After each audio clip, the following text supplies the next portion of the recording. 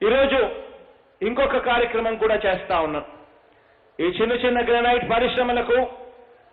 ప్రస్తుతం కరెంటు ఛార్జీలు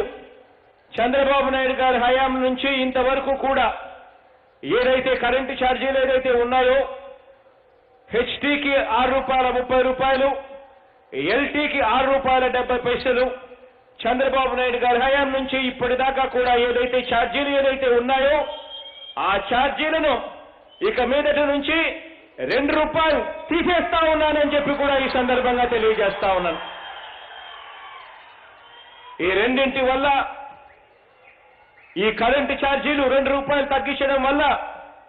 ఏకంగా 210 కోట్ల రూపాయలు ప్రభుత్వం మీద భారం పడుతుందని తెలిసినా కూడా ఈ రోజు చేసిన ఈ 2 కార్యక్రమాల వల్ల ఒకవైపున కరెంటు ₹2 తగ్గించడం, మరోవైపున సినరేజ్ను స్లాబ్గా నిర్ణయించడం, ఇవన్నీ ఈ 2 చేయడం వల్ల అక్షరాల 350 కోట్ల రూపాయలు దాదాపుగా నష్టం వాటిల్లుతా ఉన్నా కూడా ప్రభుత్వానికి ఈ మేరకు నష్టం జరిగినా కూడా దీని మీద ఆధారపడి ఉన్న చిన్న చిన్న పారిశ్రామికవేత్తలు, వాటి మీద ఆధారపడి ఉన్న లక్షల్లో ఉన్న కార్మికులకు మంచి జరుగుతుందని చెప్పి మనసారా కూడా భావిస్తూ మంచి జరగాలి అని చెప్పి